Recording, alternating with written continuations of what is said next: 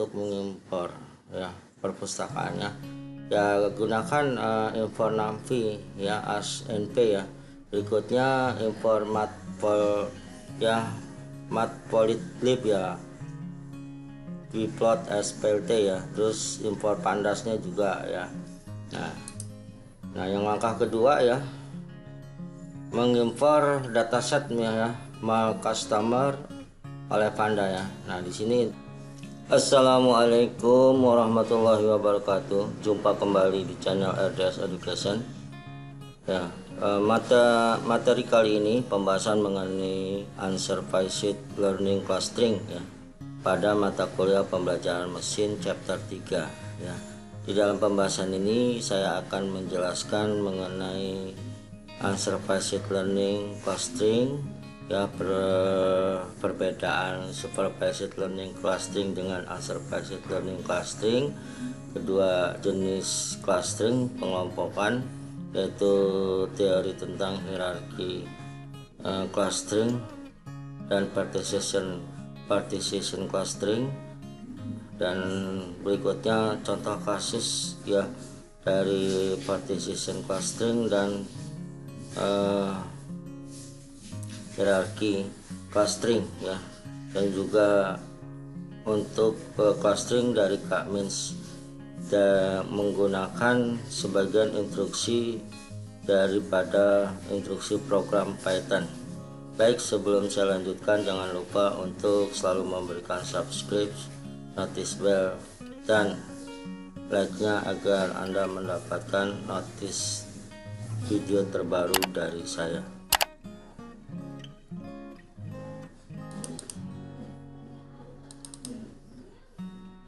Baik ya, saya bahas mengenai supervised dan unsupervised clustering ya. Supervised ini memiliki target ya, pertemuan fungsi yang dapat memetakan data pada targetnya ya, menemukan pola yang menghubungkan atribut dengan targetnya. Kalau unsupervised tidak memiliki target ya, menemukan struktur data yang mendasarinya ya, tidak memprediksi secara spesifik, hanya mengelompokkan saja.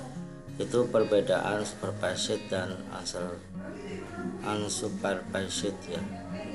Nah, clustering merupakan proses pengelompokan kumpulan objek menjadi beberapa kelas tertentu ya, berdasarkan kemiripan antara objek-objek tersebut.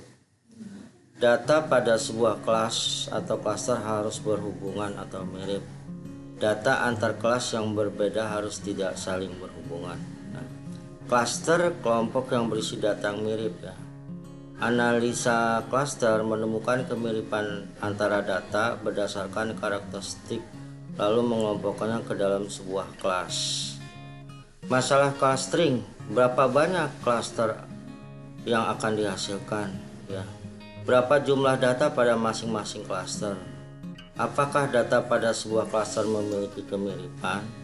Apakah data pada sebuah cluster tidak memiliki kemiripan dengan data pada cluster lain? Nah, masalah cluster ini yaitu dapat menjadi beberapa cluster ya. Kita tidak tahu ya berapa cluster yang nanti akan terbentuk. Nah, nanti ada studi kasusnya akan saya bahas ya dengan implementasi program Python-nya. Yang kedua, apakah cluster yang dihasilkan berkualitas ya. Ketiga, bagaimana cara mengelompokkan data tersebut. Nah, ini ada langkah-langkah dari algoritma K-means ya, dengan langkah tersebut ya, dan dibantu dengan instruksi program Python ya. Nah, jenis clustering ini ada hierarkikal ya. Hierarkikal ini objek yang menjadi lebih terkait dengan objek di dekatnya daripada objek yang lebih jauh. Yang berikutnya partisional atau partisisi ya. Setiap cluster diwakili oleh centroid ya, ditentukan oleh pengukuran kedekatan objek dengan centroid pada cluster tertentu. Oke, baik, ini saya akan bahas ya dengan contoh kasusnya masing-masing ya, dan implementasi program Python biar lebih jelas makna daripada hierarchical clustering dan partitional clustering.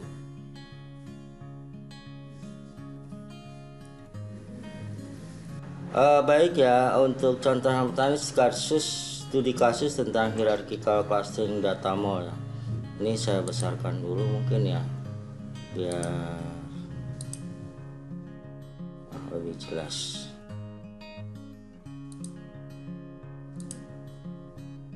Nah baik, di sini ya model pengelompokan hierarki dengan Python ya. Kami memiliki data yang set ya, terdiri dari dua small data pelanggan. Kerangka data mencakup ID pelanggan ya, genre, jenis kelamin, usia, pendapatan tahunan, dan skor pengeluaran setiap pelanggan. Skor pengeluaran data skor jumlah yang dihitung untuk setiap klien mereka berdasarkan beberapa kriteria termasuk pendapatan mereka, berapa kali mereka datang ke mall dalam seminggu, dan uang yang mereka belanjakan dalam setahun. Skor ini antara 1 dengan 100. Apakah yang membuat masalah bisnis menjadi masalah pengelompokan? Karena kita tidak tahu ya jawabannya. Kami tidak tahu kategori akhir untuk data tersebut ya, sehingga target kami adalah menemukan berapa kelompok pelanggan yang tidak diketahui. Nah di sini ya ada instruksi yang pertama ya, yang dituliskan di sini ya. Step langkah pertama untuk mengimpor ya perpustakaannya ya, gunakan import NumPy ya as NP ya. Berikutnya import matplotlib ya, bplot splt ya, terus import pandasnya juga ya. Nah yang langkah kedua ya, mengimpor dataset ya mal customer oleh Panda ya. Nah di sini instruksinya dataset sama dengan pd red ya csv ya, filenya csv mal customer csv, X nya sama dengan dataset ya ilog ya di sini ya. Oke, saya lanjutkan. Nah data pengelompokan hierarki langkah baru ini juga terdiri dari menemukan jumlah klaster yang optimal. Hanya saja kali ini ya tidak akan menggunakan metode siku, kami menggunakan dendrogram. Ini algoritma dendrogram ya. Algoritma ini ya yang dimana akan tampak jelas dari gambar ini ya. Sumbu X ya terdiri dari pelanggan dan sumbu Y terdiri dari jarak Euclidean antar klaster ya. Sumbu X dan Y nya. Bagaimana kita menentukan jumlah klaster optimal dari diagram ini ya, dengan mencari jarak terbesar ya secara vertikal tanpa melintasi garis horizontal. Ini adalah garis berbingkai merah pada diagram di atas ya. Mari kita hitung jumlah garis pada diagram dan tentukan jumlah klaster yang optimal. Nomor klaster akan menjadi 5 untuk kumpulan data ini.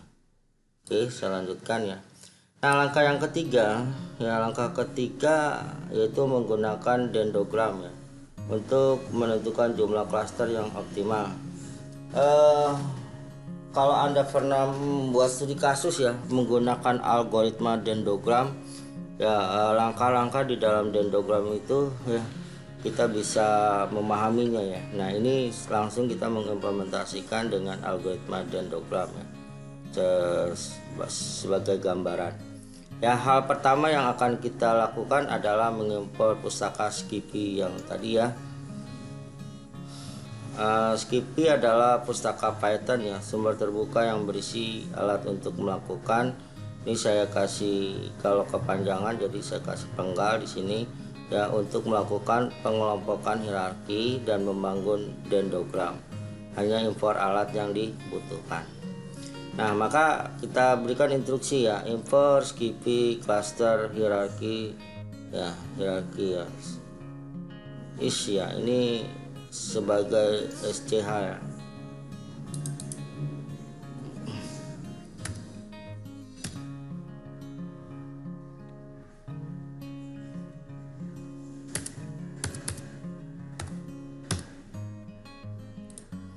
Nah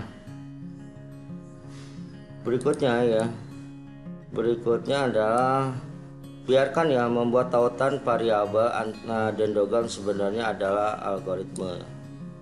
Nah itu sendiri dari pengelompokan hierarki Dan kemudian dalam tautan kita harus, ini saya penggal nih, harus menentukan data mana yang kita terapkan dan libatkan. Ini kalau saya potong tadi kepanjang, enggak kepanjangan ya. Dan kemudian data, kita harus menentukan data mana yang kita terapkan dan libatkan ya. Ini adalah data set X ya. Nah, perintahnya adalah dendrogram sama dengan SCH dendrogram ya, dalam kurung SCH linked ya, nilai data set X ya, metodenya WARS ya. Nah, PLT title ya dendrogram, PLT X labelnya pelanggan, PLT Y labelnya jarak Euclidean ya, PLT show. Nah, sumbu X ya, kita lihat sumbu X dari pelanggan dan sumbu Y terdiri dari jarak Euclidean antar klaster ya. Bagaimana kita menentukan jumlah klaster optimal dari diagram ini? Yang kami mencari jarak terbesar ya, yang kami dapat secara vertikal tanpa melintasi garis horizontal. Dan ini garis berbingkai merah pada diagram di atas. Mari kita hitung ya jumlah garis pada diagram dan tentukan jumlah klaster yang optimal. Nama klaster akan menjadi 5 untuk kumpulan data ini ya. Nah, langkah yang keempat ya, di sini adalah kita lihat ya, keempat itu menyesuaikan ya pengelompokan hierarki ke kumpulan data mall ya, customer. Berikutnya ada 2 algoritma untuk pengelompokan ya, hierarki ya. Ini yang berikutnya, adalah agglomerate hierarchy clustering ya. Dan ini ya, dan divisi hierarchy clustering ya. Ini kepanjangan, saya potong ya, saya kasih. Nah, saya ulang ya, langkah keempat ya, menyesuaikan pengelompokan hierarki ke kumpulan data mall customer ya. Ada 2 algoritma untuk pengelompokan, yaitu agglomerative hierarchy clustering dan divisi hierarchy clustering. Ya, kami memiliki jarak Euclidean dan metode ya lingkungan untuk kelas algoritma kami.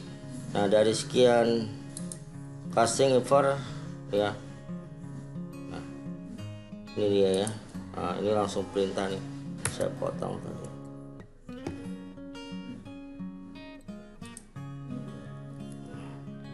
Ini masih nyambung. Nah, perintahnya sequence titik cluster import agglomerative clustering ya. Nah, yang berikutnya BC-nya sama dengan agglomerate clustering, NC cluster sama dengan S, afinitasnya Euclidean, linkage-nya WARS.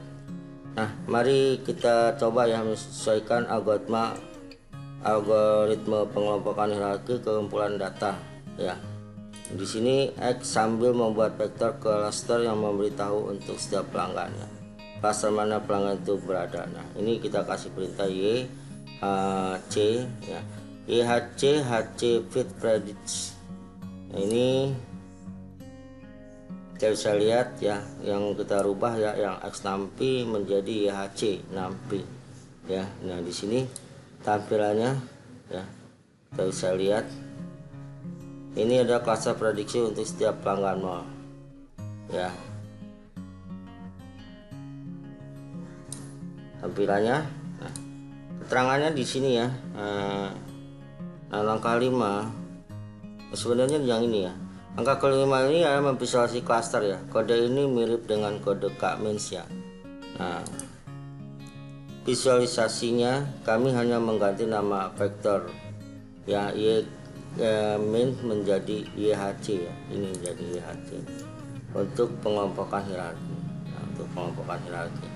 Nah, ini ya, perintahnya adalah PLT scatter ya, YHC sama dengan 0,0 YHC nya ini kita ganti dengan HC 0,1 S100 C read labelnya cluster 1 ya. Kita bisa lihat warna merah cluster 1 ya, bisa di sini ya, kita lihat label merah.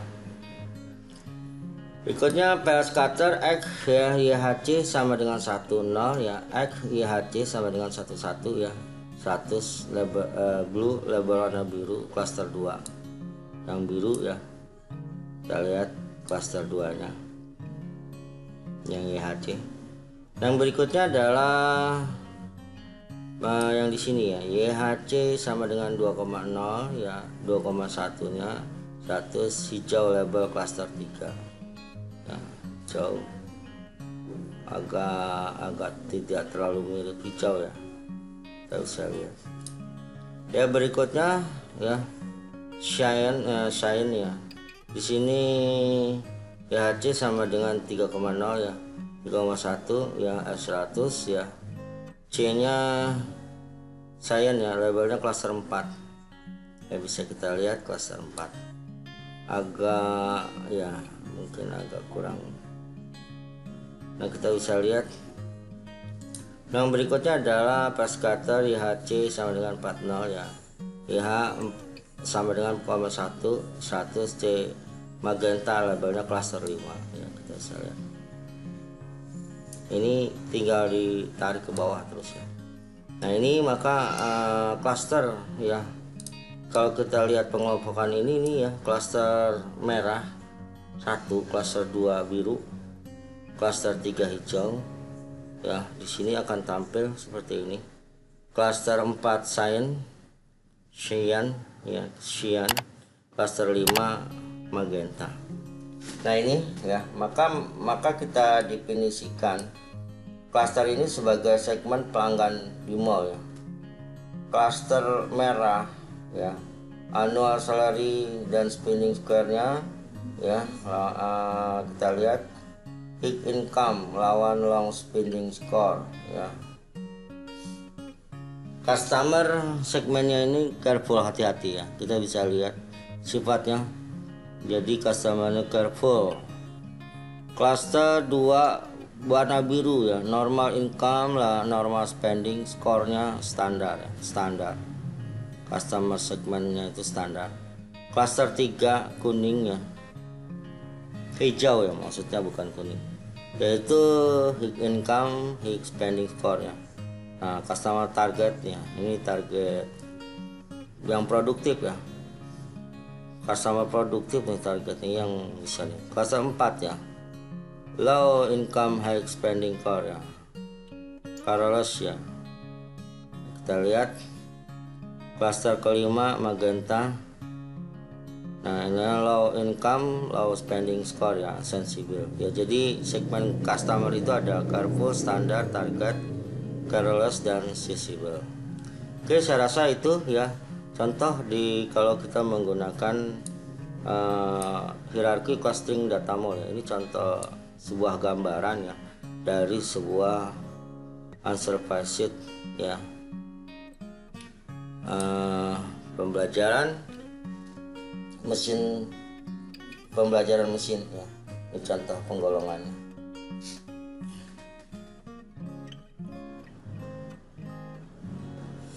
Ya, saya agak besarkan dulu ya. Oke, saya lanjutkan ya untuk pengelompokan partisi ya, partition clustering. Sebelum memulai clustering, jika kita berasumsi bahwa data akan masuk ke dalam X jumlah cluster dan kemudian mempartisi data ke dalam jumlah cluster yang banyak, maka itu disebut dengan clustering partisi.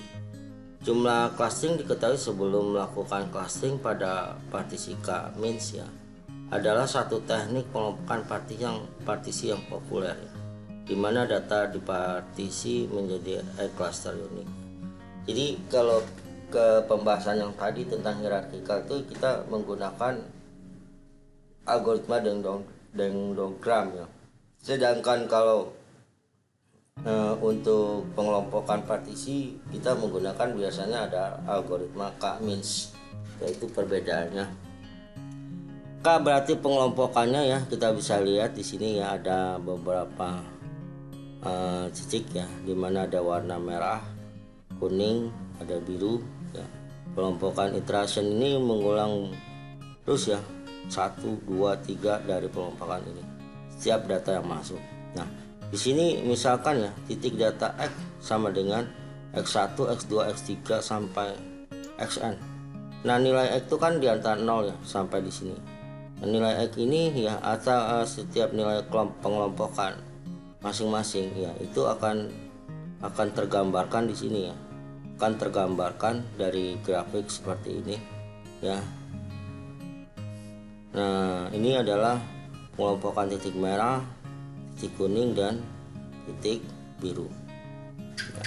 Nah, di sini menjadi nih N banyaknya titik data yang perlu dikelompokkan ke dalam klaster K ya. Yang kedua, K berada di antara 1 sampai dengan N, dimana jika K sama dengan 1 maka seluruh data adalah klaster tunggal, dan min dari seluruh data adalah pusat klaster yang kita cari. Rata-ratanya ya dari seluruh data adalah pusat klaster yang kita cari. Nah, kalau K sama dengan N maka setiap data secara individual mewakili satu klaster ya. Biasanya K berada di antara 1 sampai dengan N. Nah, ini ya tadi yang sudah saya jelaskan tentang pengelompokan partisi atau partitional clustering. Contohnya itu menggunakan algoritma K-min ya. Nah, saya lanjutkan di sini ya, formulasi sebagai masalah pengoptimalan ya. Misalkan M sama dengan M1, M2, M3 sampai dengan K.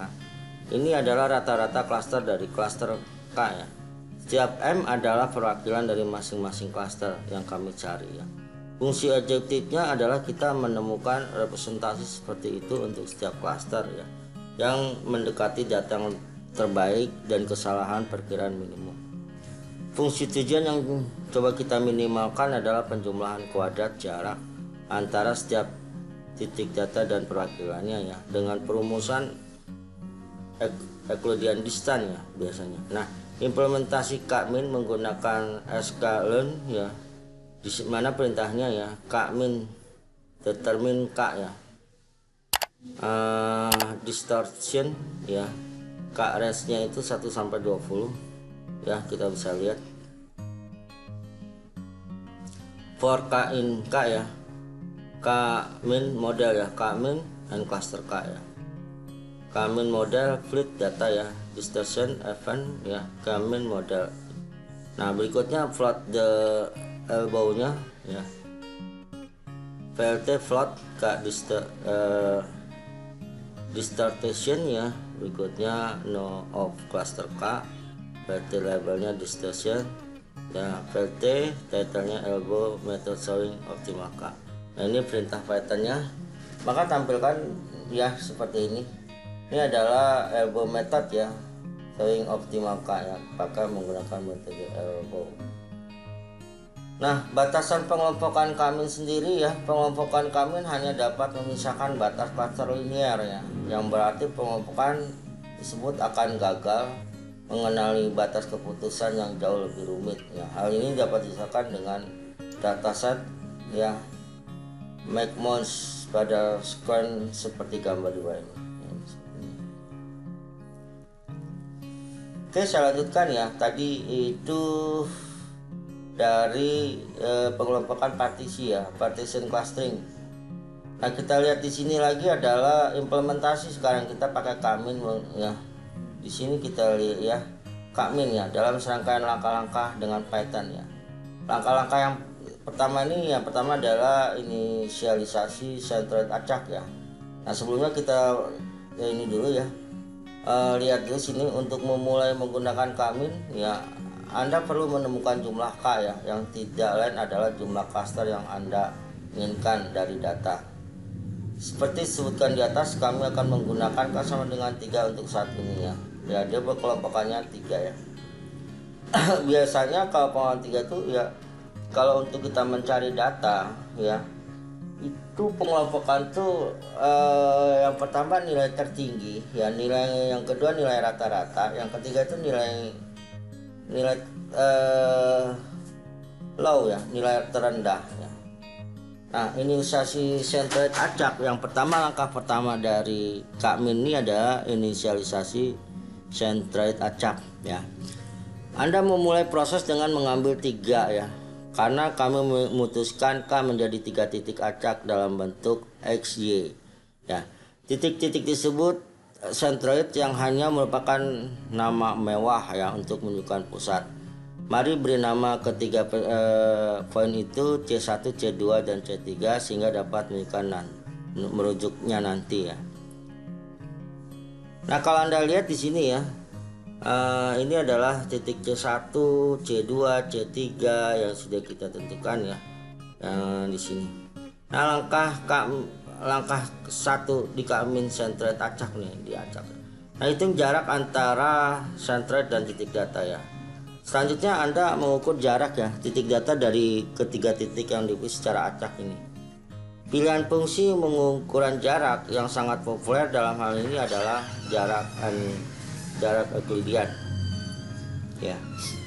Nah, singkatnya jika ada n titik pada ruang 2D seperti gambar di atas, koordinatnya dilambangkan dengan x, y, dan y, maka jarak Euclidean antara dua titik itu ada x, y, dan x2, y2 ya.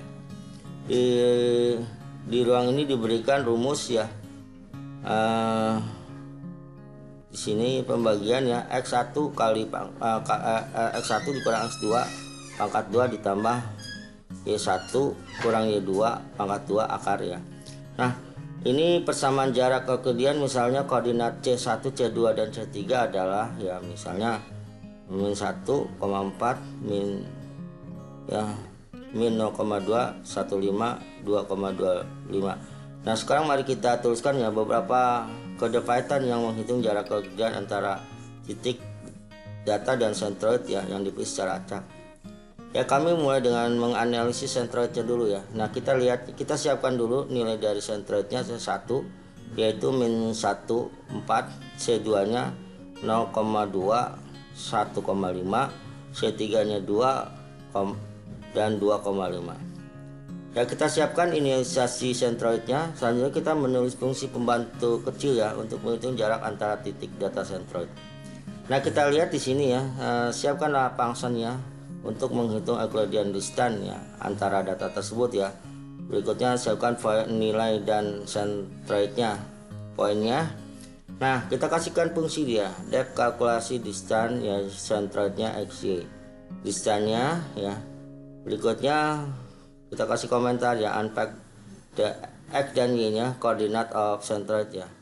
Nah, ini ya cx dan cy sama dengan centroid. Nah, iterasi ini akan terjadi pengulangan ya, iteration over data find ya, dan perhitungan distance using ya. Nah, ini tunggu sebentar ya. Nah, lalu kita berikan formulanya ya. Nah, di sini for x y in list ya, x y list div x y ya, root div nya x nya itu x ya dikurang c x ya dikalikan 2 ya. Root div y sama dengan y dikurang c ya. Maksudnya dipangkatkan ya, dipangkatkan 2 ya di sini. Pangkat 2. Pangkatkan. Nah, ini pangkat bukan kali ya, pangkat. Nah, distance np sqrt root div ya x ya ditambah root div y ya distance even distance. Nah, ini jarak Euclidean antar titik data central sudah kita tuliskan perintah Pythonnya. Kedua, kita menerangkan fungsi ini ke titik data ya, menetapkan hasil data frame yang sesuai ya. Nah, ini perhitungan distance ya, dan assign data frame ya. Kita lihat di sini ya, data C1 distance sama dengan kalkulasi kita lakukan perhitungan distance-nya, C1 data x value nilai dan data y value ya, data C distance kalkulasi distance, C2 data x value data y value, data C3 distance kalkulasi distance ya, C3 data x value data. Nah, maka kita lakukan cetak ya data headnya. Nah, maka akan tampilan seperti ini ya. Ada objek x value, y value, C1 distance, C2 distance dan 3 distance. Nah, ini tadi kita sudah menjalankan ya sampai dengan di penghitungan jarak Euclideannya sendiri ya. Yaitu di sini kalau kita lihat Nah, kita yaitu mulai inisialisasi centroid acaknya. Kedua, kita sudah menghitung jarak antara centroid dan titik data. Nah, sampai sini. Nah, yang ketiga kita melakukan bandingkan ya. Bandingkan, tetapkan, dan ulangi ya. Nah, ini pada dasarnya adalah langkah terakhir dari algoritma pengelompokan K-min ya. Selain Anda memiliki jarak antara titik data dan centroid ya, Anda membandingkan jarak tersebut dengan mengambil yang terkecil ya. Centroid yang jaraknya untuk titik data tertentu adalah yang terkecil ya. Centroid tersebut ditentukan sebagai klaster untuk titik data tertentu tersebut. Mari lakukan ini secara terprogram ya. Maka perintah yang diberikan di sini ya, get ya, ambil data minimum distance ya dari centroid. Data cluster sama dengan data cluster sama dengan data C1 distance yang kita bisa lihat di sini ya, C1 distance, C2 distance, dan C3 distance ya. Berikutnya ya, command map centroid ya, coordinate and rename ya, kita akan lakukan perubahan ya. Data cluster map ya, C distance C1, C distance C2 ya, C distance C. Ini kayaknya kepanjangan. Ini saya masih sampai sini ya, C3. Nah, maka berikutnya adalah get ya, preview of data ya. Kita tampilkan data headnya. Di sini adalah tampilannya objek yang tadi kita rubah ya. Ya, sudah kita rubah, kita bisa lihat cluster. Nah, di sini ada cluster 1 ya, pada record pertama C1, record 2 C3, C3 C1. Nah, setelah di sini ya, cluster setelah satu iterasi K-min ya, ada proses pengulangan ya. Pengulangan dengan langkah ini kami menyelesaikan iterasi algoritma clustering K-min ya. Perhatikan lebih dekat hasilnya, tidak ada C2 di sana ya. Kita bisa lihat tidak ada C2 di sana ya. Kita lihat sekarang sampai pada bagian paling menarik dari memperbaiki centroid dengan menentukan nilai rata-rata koordinat titik data yang seharusnya sudah menjadi bagian dari beberapa centroid sekarang. Oleh karena itu nama K-min, begitulah cara penghitungan rata-ratanya ya. Di sini penghitungannya ya, sigma IN sama dengan 1 ya, XI ya, sigma IN sama dengan Y1 YI ya, dibagi N. Nah, pembaruan rata-rata K-min menunjukkan jumlah titik dan termasuk dalam klaster ya, baris berikutnya. Ini maka kita bisa lihat ya, perhitungan koordinat ya pada centroid baru dalam satu klaster pertama ya. Berikutnya ini ada perhitungan koordinat ya untuk centroid baru pada klaster kedua, dan kita tampilkan koordinat dari centroid yang terbaru. Ya, di sini sudah kita siapkan X new centroidnya data cluster C1 X value ya, Y-nya juga adalah kita siapkan. Oke, maka hasil tampilannya adalah centroid 1 ya. Maka hasilnya adalah sekian ya, kita lihat angka-angkanya. Centroid 1 minus 0,5 sekian untuk nilai harga X-nya, 3,485 ini untuk nilai harga Y-nya. Centroid 1 yaitu 1,7 untuk nilai X-nya dan 2,22 sekian untuk nilai Y-nya. Nah, ini adalah koordinasi centroid baru ya. Nah, ini hasil pembaruan dari rata-rata K-min ya, yang jumlah titik datanya termasuk dalam klaster ya. Balasan kodenya seperti ini. Nah, koordinat centroidnya baru ini, perhatikan ya, bahwa algoritma dalam iterasi pertamanya mengelompokkan titik data menjadi 2 klaster ya. Meskipun kami menetapkan angka menjadi 3, animasi berikut ini memberi Anda gambaran cukup bagus tentang bagaimana pembaruan centroid berlangsung dalam algoritma K-min ya. K-min iterasinya ini ya akan kita bisa lihat ya. Ini ternyata hasil daripada pengelompokannya ya. Kita bisa pembaruan K-min ya. Ada penyebaran titik merah yang lebih dominan daripada titik biru ya. Ada pengelompokannya ya, pengelompokan biru, merah, dan hijau ya. Nah, ini Nah, ini kapan proses ini akan berhenti ya? Proses ini diulang sampai koordinat center tidak diperbarui lagi ya. Ini adalah contoh dari penerapan algoritma Kak-min.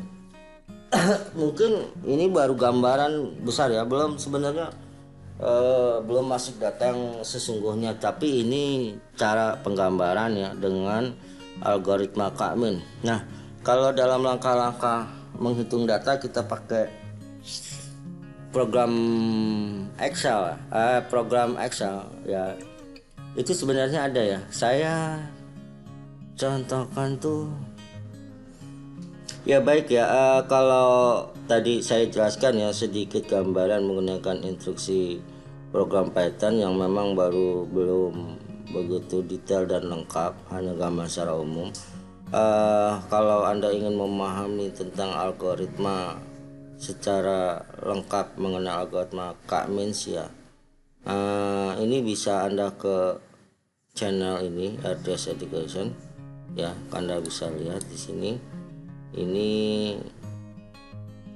di sini yaitu tutorial data mining pengelompokan lahan produksi ya dengan algoritma Kak-min dengan perhitungan Excel. Nah, kalau di sini memang benar ya, data mining yang melakukan proses pemodelan tanpa supervisi dan merupakan salah satu metode yang melakukan pengelompokan data dengan terdapat dua jenis data clustering yang sering digunakan dalam proses pengelompokan data, yaitu hierarkikal dan non-hierarkikal. Dan Kak-min merupakan salah satu metode data clustering non-hierarkikal atau partitional clustering. Metode Kak-min clustering berusaha mengelompokkan data yang ada ke dalam beberapa kelompok, di mana data dalam satu kelompok mempunyai karakteristik yang sama satu sama lainnya dan mempunyai karakteristik yang berbeda di dalam kelompok yang dengan kata lain, metode Kak-min clustering bertujuan untuk meminimalisasikan objek function yang diset dalam proses clustering dengan cara meminimalkan variasi antara data yang ada di dalam satu cluster dan memaksimalkan variasi dengan data yang ada di cluster lain. Data clustering menggunakan metode Kak-min clustering ini secara umum dilakukan dengan algoritma dasar tentukan jumlah cluster. 2.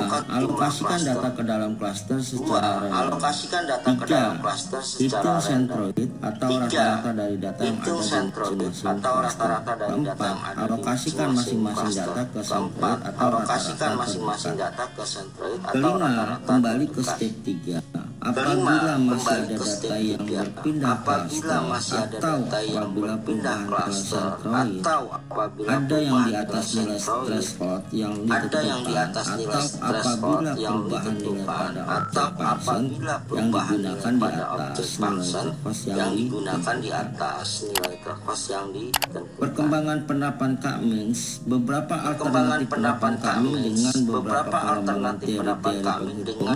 pengembangan teori-teori penghitungan terkait telah diusulkan. 1. Distance space untuk menghitung jarak di antara suatu data dan centroid. Menentukan 1, 3, 7, 8, 9.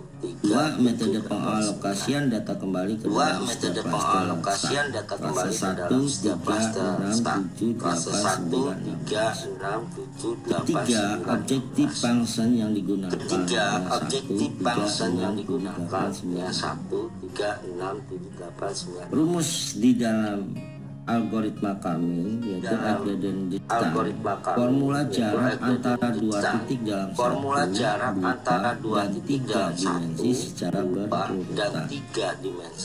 D adalah jarak dari variabel X dari sama dengan X dikurang Y sama dengan akar penjumlahan I sama dengan 1 sampai N. X I dikurangi Y pangkat 2. Selanjutnya kita mengupdate nilai centroid karena data masuk ke K2,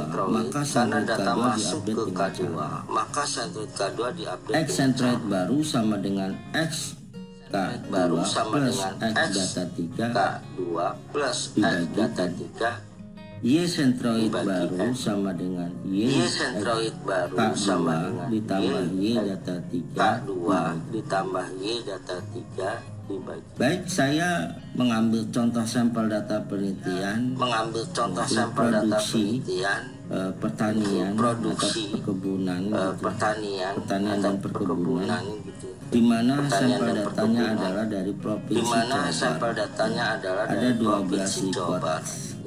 Ada 12 kota, ya, ada 12 kabupaten, atau 12 kabupaten Bandung, Bogor, Cianjur, Ciamis, Cirebon, Garut, Karawang, Kuningan, Majalengka, Pangandaran. Luas lahannya adalah sedang. Maka di sini sama dengan kita klik aja menuju ke selnya, yaitu luas lahannya 72.552 yang sebagai yaitu contoh cara pembahasan kasus dengan algoritma K-min ya, langkah-langkah dari algoritma K-min secara manual ya, dengan dibantu dengan software Excel ya. Jadi pemahaman ini apabila kita sudah memahami, langsung nanti kita ke contoh tadi gambaran K-min kalau diterapkan dengan program Python itu jadi lebih paham ya, karena Python itu mengikuti algoritma yang sudah ditetapkan oleh K-min ya, sebagai langkah-langkah menyelesaikan suatu kasus ya secara optimal. Ya, saya rasa itu saja ya dari saya ya. Jadi kalau Anda lagi mempelajari tentang algoritma K-min ini, bisa ke channel saya di Ardas Education di kasus ya dengan Excel ya. Setelah memahami langkah tersebut secara detail dan lengkap, baru kita bisa mengimplementasikan dengan pemrograman Python. Jadi tidak mengawang-awang gitu. Ini maksudnya apa ya? Jadi dari langkah-langkah yang secara manual dengan Excel itu algoritmanya sebenarnya dibuat ya menggunakan program Python gitu ya. Nah, itu maksud saya menampilkan video ya tentang tutorial data mining pengelompokan lahan produksi dengan algoritma K-min. Oke, saya rasa materi chapter ketiga saya anggap cukup ya mengenai unsupervised ya pembelajaran mesin ini ya, algoritma ini. Dan apabila ada pertanyaan bisa Anda memberikan komen di bawahnya ya, nanti akan saya jawab dengan baik. Oke, sebelum saya akhiri ya video pembelajaran ini, jangan lupa untuk memberikan subscribe, notice bell dan like-nya agar Anda mendapat update video terbaru dari saya. Dan sebelumnya saya juga minta maaf apabila ada interpretasi bahasa kata-kata saya yang salah di dalam menjelaskan. Oke, saya akhiri. Selamat malam. Wassalamualaikum warahmatullahi wabarakatuh.